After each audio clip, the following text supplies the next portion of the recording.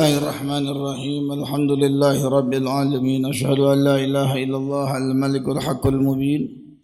Wa asyhadu anna sayyidana Muhammadan abduhu wa rasuluhu al-qailu man yuridillahu bihi khairan yufaqihu fid din.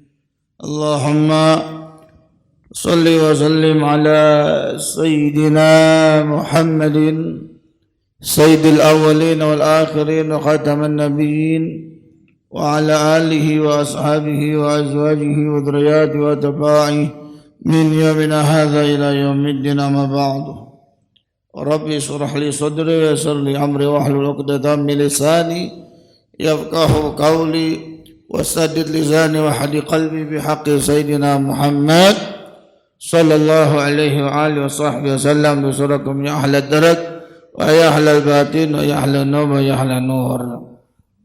Qala al-muallifu al-imam al-habib Abdullah bin Yusuf bin Tahir rahimahullahu ta'ala wa nafa'ana bi ulumihi wa bi kitabihi fid darain amin fi kitabihi sulamu tawfiq ila mahabbatillah ala tahqiq ila an qal bab min suruti shalah ay wudu min suruti shalah al-wudu, masih dalam bab yang menerangkan daripada syarat sah salat, yaitu al-wudu, syarat sah salat.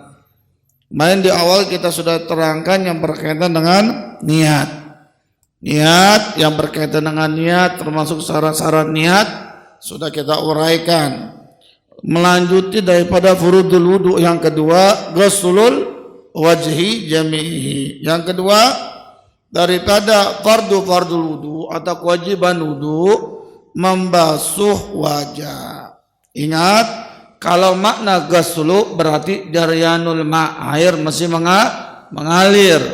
Berbeda dengan mashu. Mashu itu mengusap. Yang diusap mana? Kepala saja. Selain kepala semuanya ghuslun. Wajah pakai ghuslun, tangan pakai ghuslun, kaki pakai ghuslun, sebagaimana Allah Jalla Jalaluhu berfirman, faghsilu wujuhakum faghsilu wa aydiyakum ila marafiqi wamsahu bi ru'usikum wa arjulakum ilal ka'bain. Allah Jalla Jalaluhu berfirman, faghsilu wujuhakum, ya faghsilu, ya ghuslu, ya baik, sekarang basuh wajah.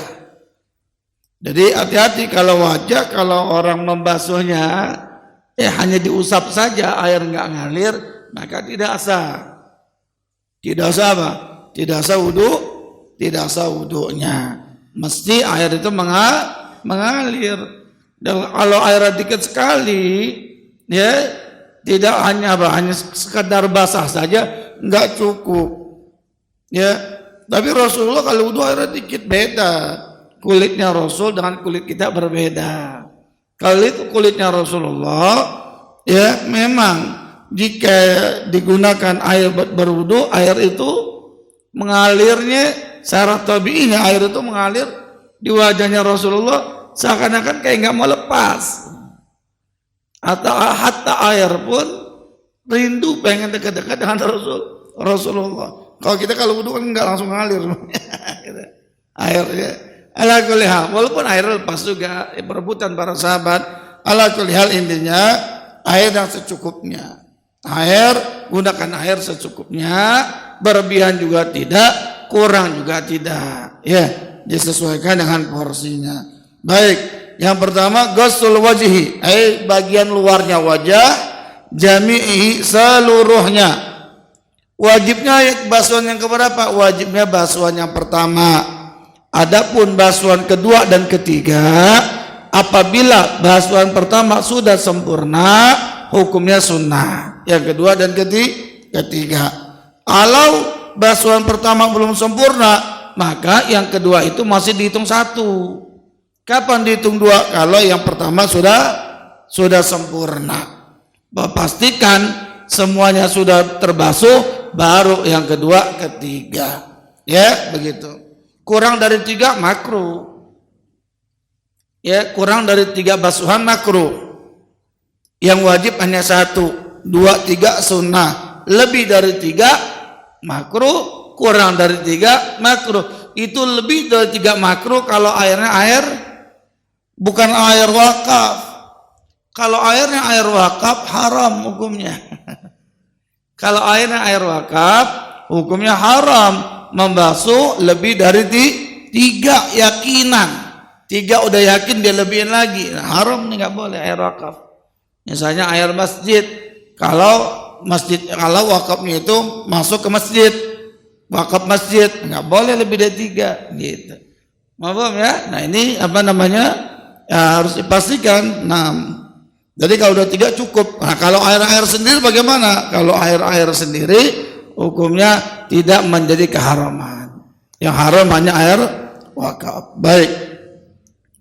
Wajah itu batasannya dari mana? Min manabitu sya'ri ra'si ilal zakan. Dari tempat tumbuh rambut kepala sampai dagu. Ini dagu nih panjangnya dari tempat tumbuhnya rambut. Galiban kita hukum umumnya orang. Kalau orang rambutnya tumbuhnya di sini kita nggak lihat. Botak masanya. Di sini tumbuhannya berarti apakah dari sini dibasuhnya? Enggak, tetap dari sini. Sampai mana? Akhir zakan.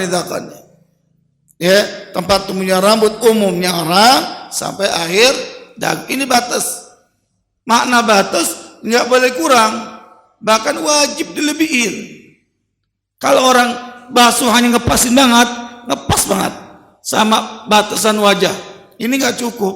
Kenapa? Mimbab ma la yatimul wajib illa bihi bahwa wajib, kaidah fikihnya begitu ya.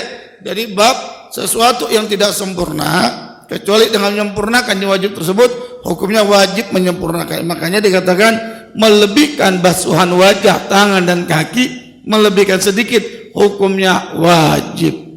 Makanya kalau wudu lebihin, ambil gini tuh, kita ambil gini, ambil tuh, jangan begini lepasin lah, ambil lebihin dikit dia batasannya, ambil tuh, ambil ya. Nah kalau lebar apa? Minal udhun ila udhun tuh, telinga ke telinga nih masuk nih, jadi lebih tuh kenain telinga. Kenapa telinga kok dilebihin? Sama tadi melebihkan daripada batasan wajah.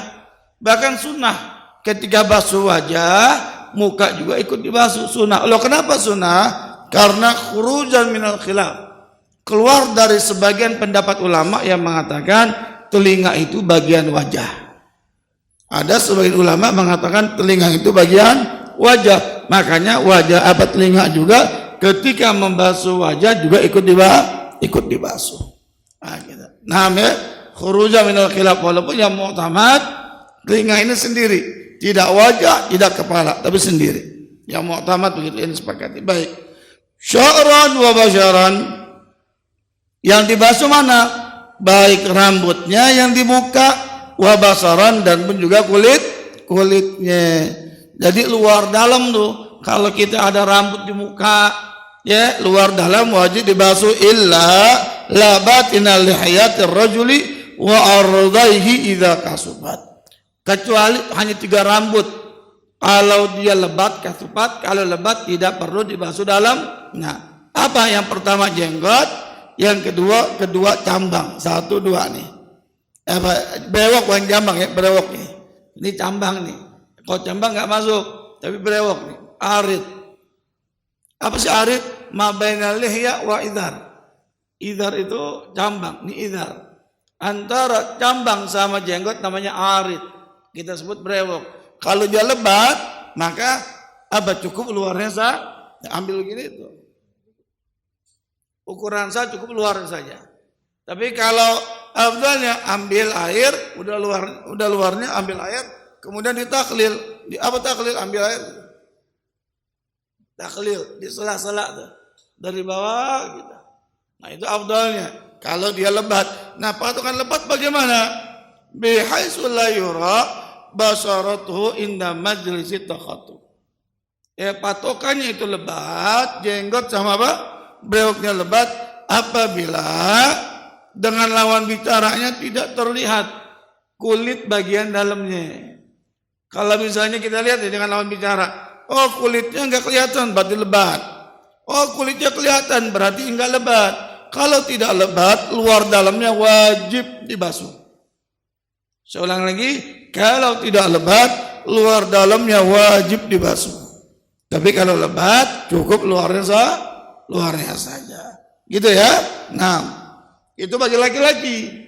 Nah, kalau perempuan, kalau ada yang berjenggot misalnya, walaupun lebat, wajib luar dalam. Loh, kenapa dibedakan laki dan perempuan? Linudratiha, karena jarang perempuan itu jenggotan. Makanya kalau dia lebat pun juga wajib dibasuh dalamnya. Beda dengan laki-laki. Baik. Yang ketiga, yang ketiga, ghaslul yadain ma'al mirfaqain wa ma 'alaihima. Yang ketiga, yang wajib dibasuh dalam wudu apa? Membasuh kedua tangan. Membasuh kedua tangan sampai mana? Ma'al mirfaqain. Sampai sini. Kenapa sih disebutin mirfaq? Kenapa enggak langsung ghuslul yadain? Kenapa disebutin sampai siku? Karena begini, dalam istilah bahasa Arab, tangan itu punya 3 itlaknya. Yang pertama dari ujung jari sampai bahu. Pertemuan lengan dan bahu namanya yad, tangan. Ya, ada lagi sebagian mengatakan al-yad di sini dari ujung jari sampai mirfaq. Sampai apa itu? Sampai siku. Ada lagi yang mengatakan yang disebut yang tangan itu ujung jari sampai pergelangan tangan.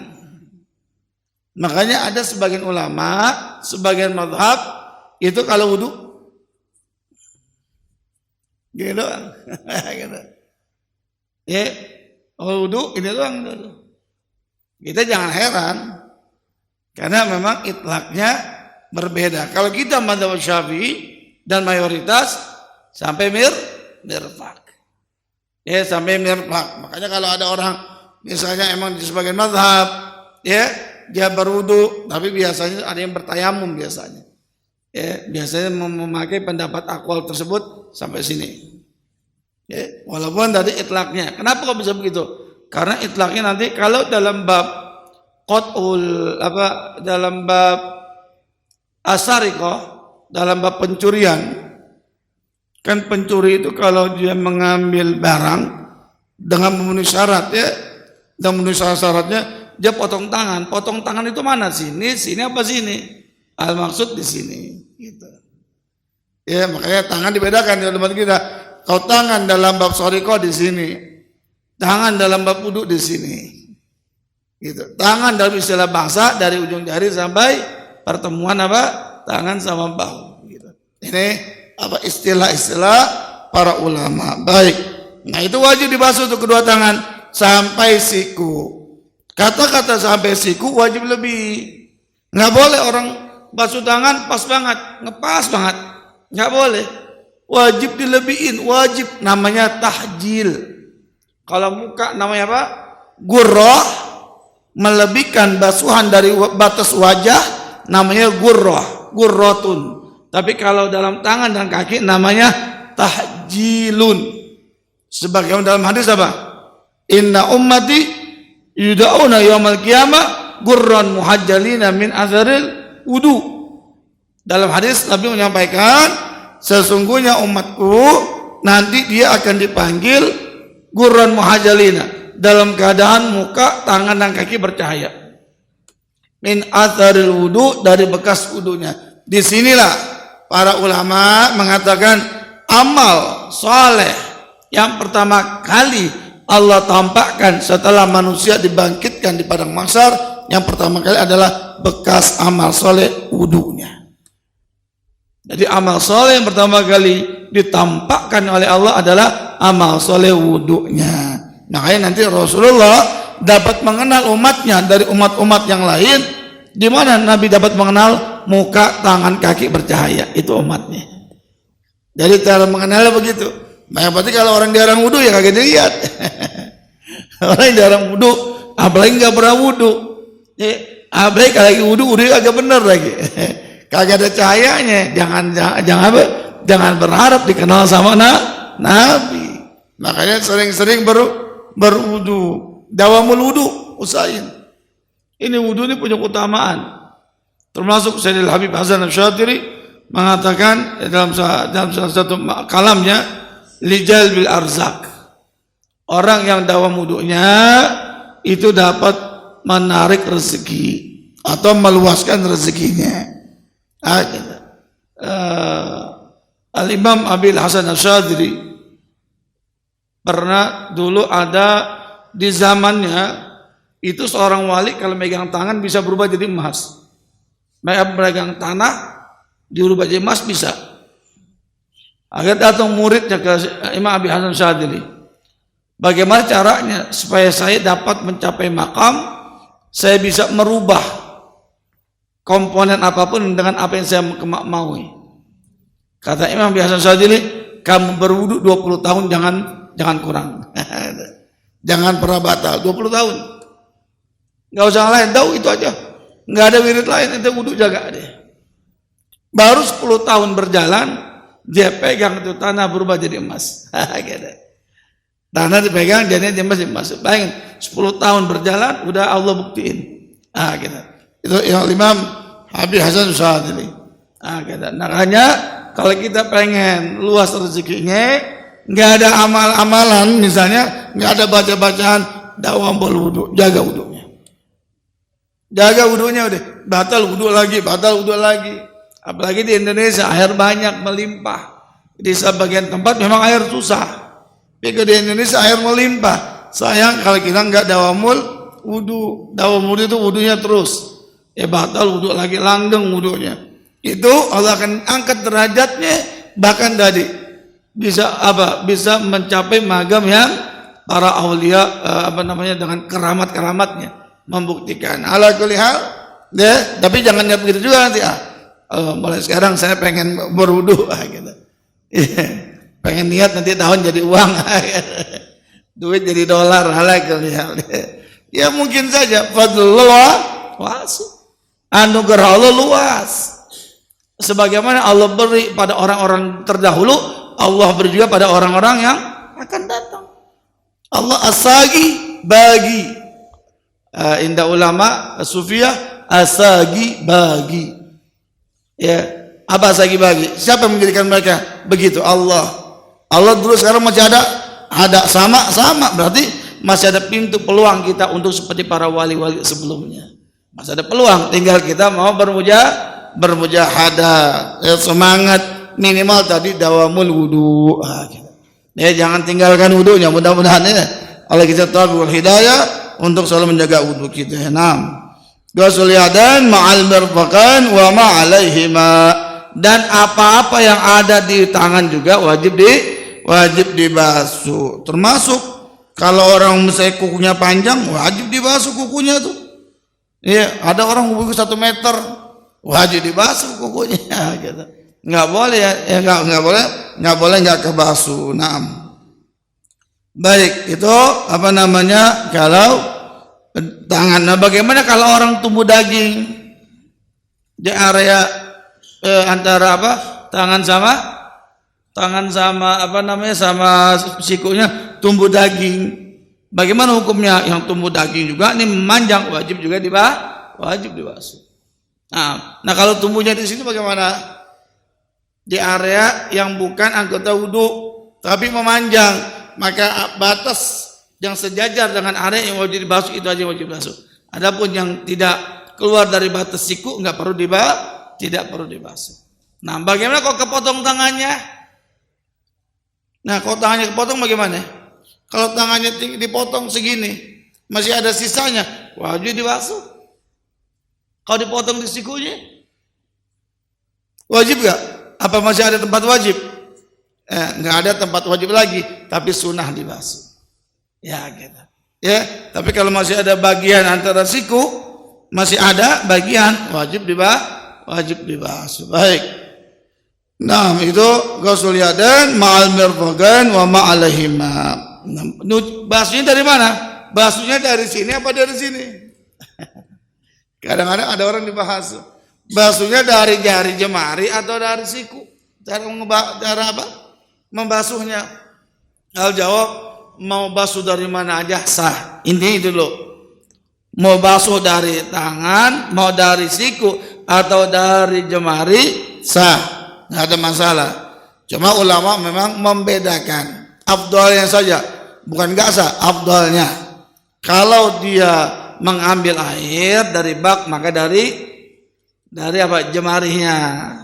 Tapi kalau dia dari misalnya dari apa namanya Hanafiyah atau dari keran, maka dia dari sikonya. Afdalnya saja. Tapi sebagian ulama mengatakan la farqa bainahum, enggak ada perbedaan.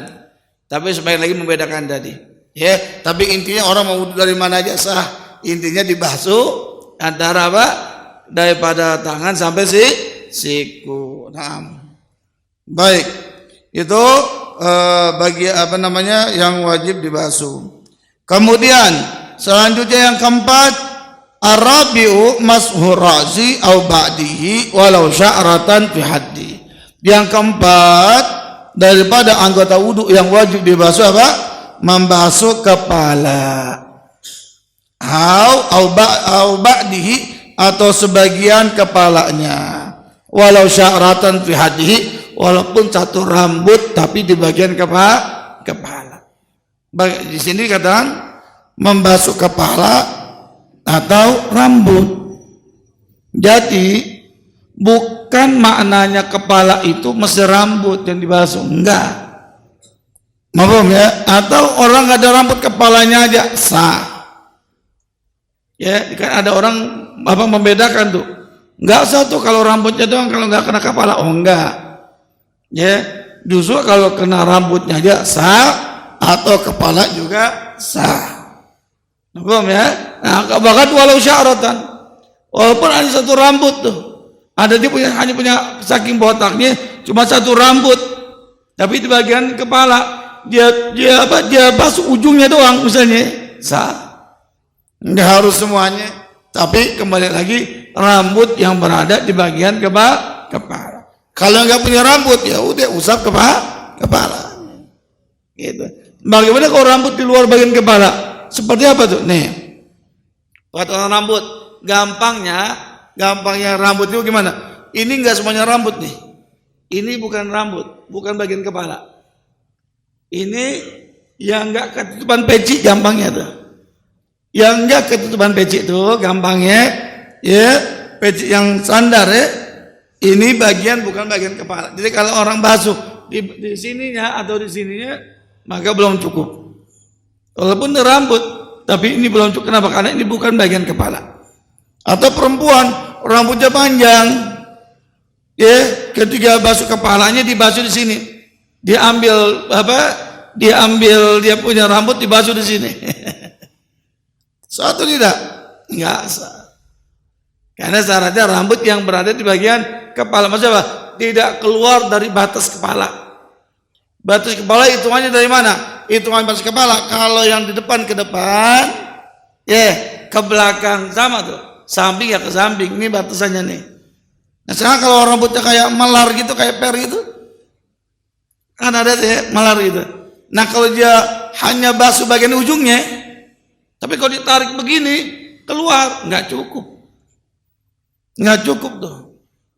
Ya, jadi mesti bagian dalamnya. Kan kadang-kadang ada rambutnya panjang tuh ya, rambutnya panjang, misalnya rambutnya panjang nih keluar nih, ini kepala nih, keluar dari sini nih. Dia basuh yang bagian di sini aja nggak cukup, masih yang ada bagian kepala. Begitu. Itu daripada apa? Daripada kepalanya. Untuk basuhan kepala kalau dalam mazhab kita cukup walaupun hanya satu rambut. Tapi kalau mazhab Imam Malik isti'abur ra'si, harus membasuh kepala seluruhnya. Ini sangat berfaedah apabila bagi yang ingin umrah atau haji. Karena umrah atau haji kan ada tawaf. Tawaf kan berdesak-desakan tuh, laki perempuan. Kalau kita berpegang dengan mazhab kita saja sulit. Terkadang kita kesentuh dengan perempuan, sengaja ataupun tidak. Batal gak itu? Batal dalam mazhab kita. Kalau kita setiap berapa langkah batal mulu, wudhu lagi keluar, sono kan jauh wudhunya. Masjidil Haram besar, belum penuhnya, pasti akan ada masyaqqah. pasti akan ada hal yang menyulitkan dia. Terus bagaimana? Boleh taklid pendapat Imam Malik. Taklid itu mengikut pendapat Imam Malik, tapi ada aturannya. Kalau ikut pendapat Imam Malik, ya wudunya juga harus ala Imam Malik, bahasanya begitu. Apa? Karena dalam mazhab Imam Malik, laki-laki perempuan bersentuh tanpa mahram, asalkan tanpa syahwat, hukumnya enggak batal. Kalau mazhab kita kan batal tuh, mau sentuh syahwat atau tidak, sengaja atau tidak batal. Kalau Imam Malik enggak batal. Nah, kalau kita pengen ngikut pendapat Imam Malik, kalau bersentuhan dengan perempuan enggak batal, maka wudunya juga ikuti seperti apa yang dimaui oleh mazhab Imam Malik. Apa wudunya? Nah, wudunya sebetulnya sama aja dengan wudunya mazhab kita Syafi'i, hanya saja ada tambahannya. Apa tambahannya? Satu, membasuh seluruh rambutnya atau kepalanya. Karena dalam mazhab Imam Malik hukumnya wajib. Kalau kita kan sedikit nih. Kalau Imam Malik dibasuh semuanya. Yang kedua, adalku. Apa dalku? Menggosok-gosok bagian wajahnya, bagian tangannya. Jadi kalau wudu nggak cukup begini, ini misalnya gini tuh. Coba, masih dia gosok. Yang ketiga, amwala. Apa muala? Terus menerus, berkesinambungan dari satu rukun dengan rukun berikutnya, tidak ada jeda yang lama, terus sampai selesai. Nah, ini tiga ini tambahan daripada furudul wudu yang ada pada mazhab kita. Baru setelah dia berwudu mengikuti pendapat Imam Malik, ketika dia tawaf tersentuh dengan perempuan, dia bisa taklid. Ikut pendapat Imam Malik yang menyatakan laki dan perempuan tidak membatalkan. Yang keliru begini, yang keliru wudunya Asy-Syafi'i ketika basuh wajah, ketika ngusap rambut sedikit doang, kemudian muka pun nggak digosok. Ketika amaliyahnya, prakteknya ikut Imam Malik. Nah, ini namanya talfik, nggak boleh, itu nggak sah. Nah, ini mesti diingati dan diperingatkan bagi orang yang mau haji atau umrah, khususnya dia pengen tawaf, susah menghindar, bolehlah ikut pendapat Imam Malik. Baik. Kemudian yang kelima, al-khamis, ghusl rijlan ba'al ka'ban. Ya, membasuh kedua kaki sampai mata kaki. Sama tuh, hukum melebihkan juga wajib. Sampai mana? Melebihkan mata kaki, namanya tahjil. Sampai mana batas akhirnya yang disunahkan? Batas akhir yang disunahkan sampai lututnya. Sampai lutut, nih batas sunahnya tuh boleh dibasuh. Lebih dari lutut makruh. Lebih dari mata kaki dikit wajib, sampai lutut sunnah, lebih dari lutut hukumnya makruh. Nah, itu dibasuh. Atau gini, ada yang namanya khuf. Khuf itu sejenis sepatu. Khuf sejenis sepatu. Ada orang, biasanya kalau di Timur Tengah itu saking dinginnya, mereka tidak banyak menggunakan air, khususnya di kaki.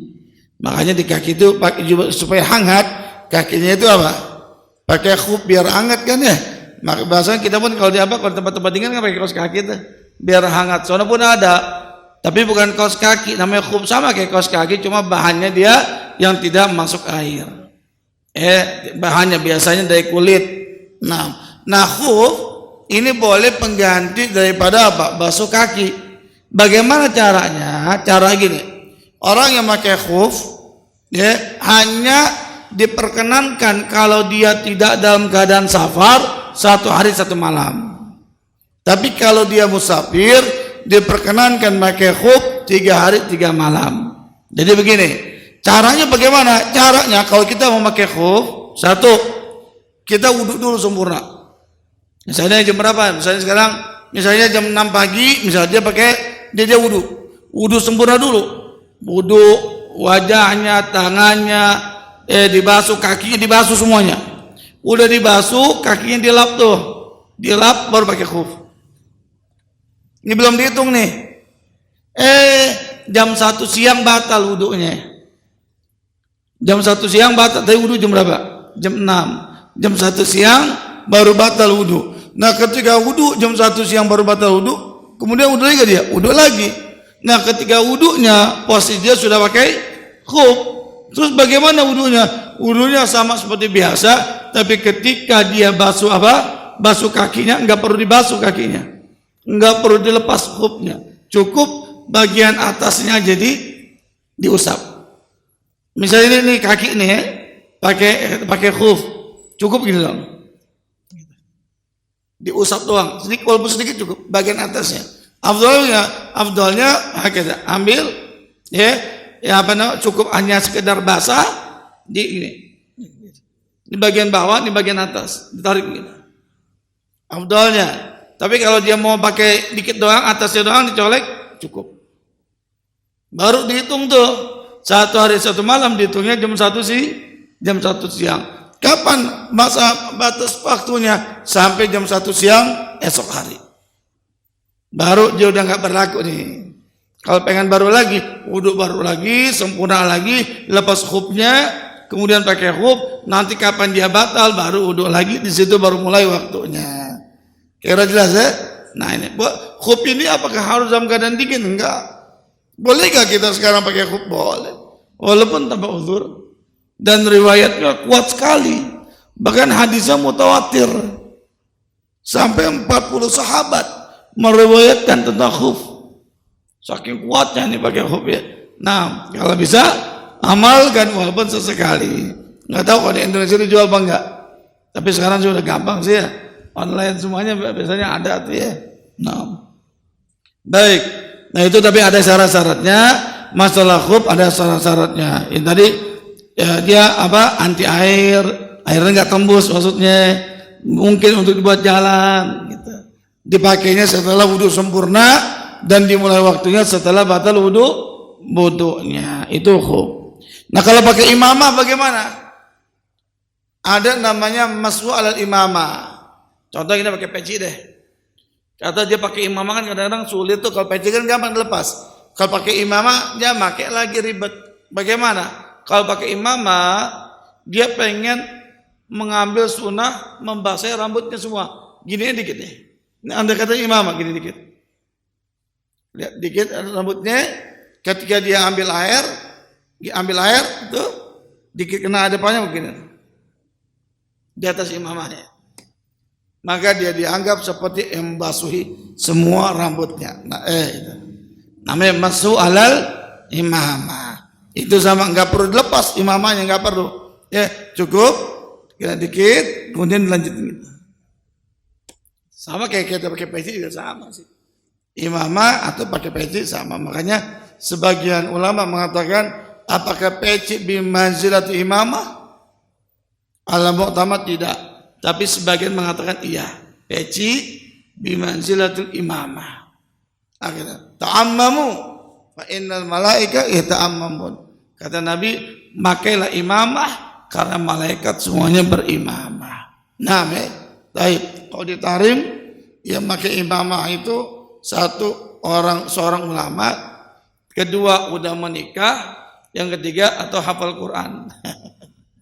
Jadi enggak semua orang boleh pakai imamah. Kalau ada tarim ya, ada tarim yang boleh pakai imamah satu, dia seorang ulama, orang alim, ya, biar membedakan mana orang awam, mana orang alim, atau dia udah nikah, kalau dia nggak alim nikah, boleh pakai imamah, atau dia hafal Quran. Selain 3 ini nggak pakai imamah, pakai peci aja udah. Nah, ala kulli hal. Tapi kalau itu tradisi. Ya kalau di mana-mana pakai imamah ya beda tempat, beda ini silakan saja. Tapi memang kalau dirubat, saya dirubat tarim, ya jarang sekali pakai imamah. Kalau dirubat khususnya, memang jarang pakai imamah. Hanya kalau ada ayat aja, kalau hari-hari ayat baru pakai imamah pada itu. Adapun kalau hari Jumat agak pakai peci aja biasa. Ya umumnya. Nah, dia sebagai tempat punya tempat ya, karena memang rubat di tarim ya. Di dalam tarim langsung. Baik, asadis at-tartibu hakadha. Tertib dan seterusnya.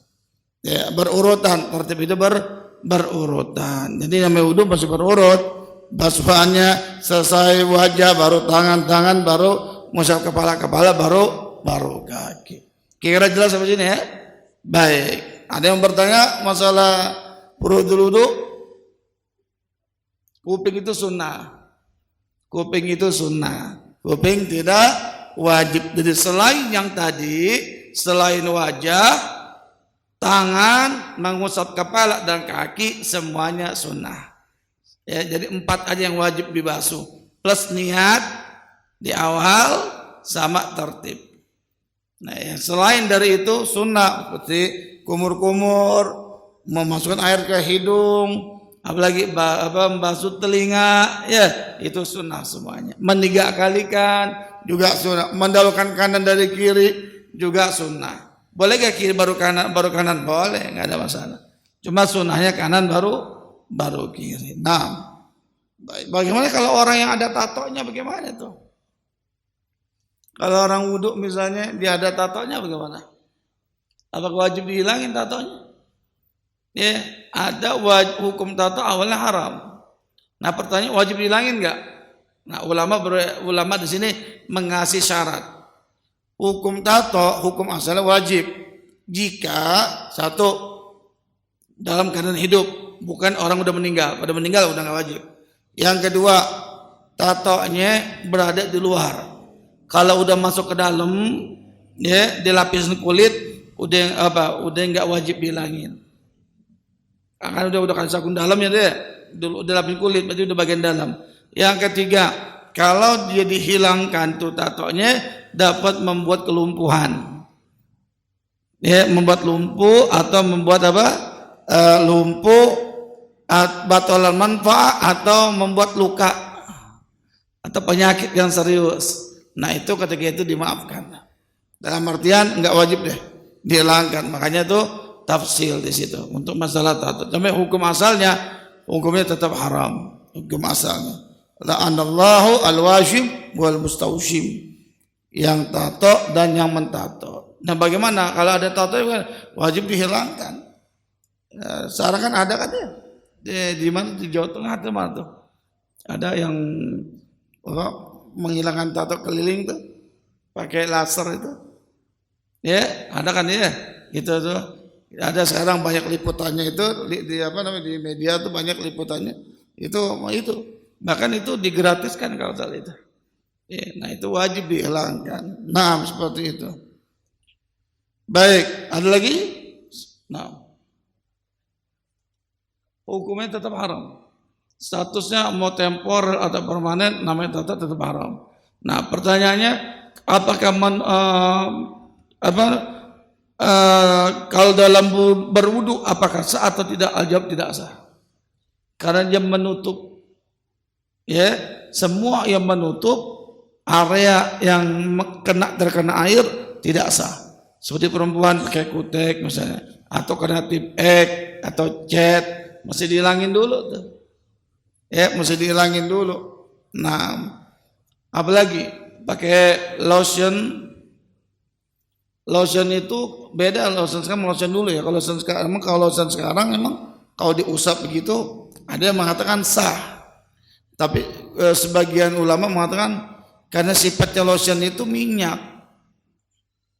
Ya, minyak dia. Karena dia minyak, dia tidak tidak menyatu dengan air. Makanya mesti dihilangkan dulu pakai sabun, dihilangin dulu bersih gitu.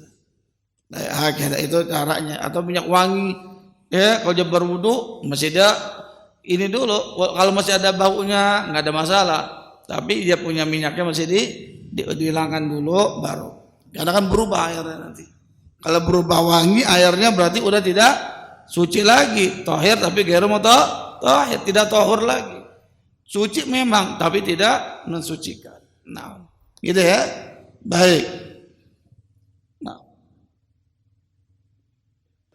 Fasulun wa yunkidul wudu'a, dan yang membatalkan wudu ya ma kharaja minas sabilan ghairil mani. Pasal menerangkan hal-hal yang membatalkan wudu. Apa saja? Pertama, semua yang keluar dari dua jalan, dari kubul dan dubur. apapun yang keluar, baik berupa cairan atau angin, ya, itu membatalkan ghairal mani kecuali mani. Kalau air mani tidak membatalkan. Nah, kalau orang kencing bagaimana? Kencingnya ada air sifatun kanan. Dia buang air kecil, air seninya apakah itu berupa darah atau selain selain darah, pokoknya walaupun enggak seperti biasanya, tetap juga membatalkan. Atau orang makan biji misalnya, ya biji salak ketelan, keluar lagi dari perutnya tuh, walaupun bersih misalnya, tetap juga batal. Bahkan wadudu akhrajat rasaha wa ikhrajat gitu. Walaupun cacing keluar cuma ciluk doang, balik lagi, batal wudunya. Nah, itu batal ya. Warihun walau min kubul, ya, angin walaupun keluarnya dari jalan depan, dari jalan depan juga membatalkan. Jikalau biasanya terjadi bagi perempuan khususnya ya, itu bisa membatalkan. Ghairal mani, adapun kalau mani tidak membatalkan wudu. Loh, kenapa? Mani, kalau orang keluar mani enggak batal wudu, tapi wajib mandi. Kenapa kok orang keluar mani enggak batal wudunya? Begini. Ini pada kondisi begini ya. Kalau dia tidur sila misalnya, dia mimpi basah. Tidur sila kan enggak membatalkan wudu, tapi dia wajib mandi. Loh, kenapa alasannya? Li'annahu aujaba a'dzabul amrayn. Karena yang namanya mani itu mewajibkan dari dua perkara. Jadi lebih besar daripada perihal wudu. Wudu kan hadas kecil nih. Kalau mani kan hadas besar. Karena mani itu hadas besar, makanya wudunya tidak membatalkan. Ya, nanti ketika kalau wudunya nggak batal bagaimana? Nanti selepas dia mandi, kan alal mu'tamad mandi junub itu plus mengangkat hadas kecil kan gitu. Nah, kalau mandi besar itu mengangkat hadas kecil kan nggak batal wudunya. Ini menurut ala ahadi kaulen, menurut dari salah satu dua pendapat. Karena ada pendapat mengatakan mandi besar itu tidak mengangkat hadas kecil. Walaupun yang mu'tamad mandi besar mengangkat hadas kecil, yang mu'tamad. Nanti orang kalau habis mandi besar langsung sholat boleh? Boleh. Nggak perlu wudu lagi. Perlu wudu lagi nggak perlu. Walaupun wudunya batal misalnya, sah-sah saja. Karena ngangkat hadas besar itu mengangkat hadas kecil kalau dia mandinya. Nah, perihal tadi dia nggak batal wudunya, berarti sah menurut pendapat apa? Dua pendapat tadi. Pendapat yang mengatakan mandi besar enggak mengangkat hadas kecil, sedangkan dia nggak punya hadas kecil. Makanya dikatakan menurut dua pendapat tadi hukumnya sah. Ya, dalam artian wudunya terangkat menurut dua pendapat. Kalau yang mengatakan wudu itu tidak terangkat dengan mandi besar. Tapi menurut pendapat yang utama apa? Mandi besar mengangkat hadas kecil. Baik, pokoknya intinya yang keluar dari dua jalan itu membatalkan. Yang kedua, wa masukubul adami, menyentuh kemaluan manusia, awil jinni atau jin. Dalam Syekh Al-Albani. Bagaimana? Wallahu a'lam bishawab. Jangan ditanya bagaimana bentuknya, wallahu a'lam. Kayak Al-Imam Ibnu Hajar ditanya, apakah jin itu menikah? Kata beliau, saya belum pernah diundang. Jadi jangan tanya saya apakah jin itu menikah. Ya, wallahu a'lam, saya nggak pernah diundang. Sama ya, apa ditanya apa jin itu berbentuk kayak manusia, wallahu a'lam bishawab. Pada intinya ya, kalau menyentuh kubul adami atau jin itu tidak membatalkan. Walaupun maaf sudah terpotong, kemaluannya terpotong misalnya, masih ada bentuknya, disentuh juga membatalkan. Tidak harus masih bernyatu, masih bersambung, walaupun sudah terpisah juga tetap membatalkan. Nah, bagaimana kayak kulfa? Kulpa itu bagian anak kecil yang dihitan tuh. Ya, bagian kucupnya yang dihitan tuh yang disunat. Ya, kulitnya itu kalau disentuh batal gak tuh? Kulpa tetap batal. Ya, itu batal. Yang megang mau dia yang miliknya sendiri atau megang orang lain juga batal. Gitu ya. Ini ibu-ibu nih hati-hati nih. Kadang-kadang kalau dia kalau dia anaknya dia mau sholat udah wudu anaknya kencing, dia cebokin dulu pakai tangan, habis itu langsung sholat, batal wudunya. Walaupun itu anaknya, walaupun anaknya kecil. Jadi mau kemaluan sendiri atau kemaluan orang lain, mau anak kecil, mau yang hidup ataupun telah meninggal disentuh batal. Itu hati-hati tuh. Ya, makanya kalian nyentuhnya pakai apa?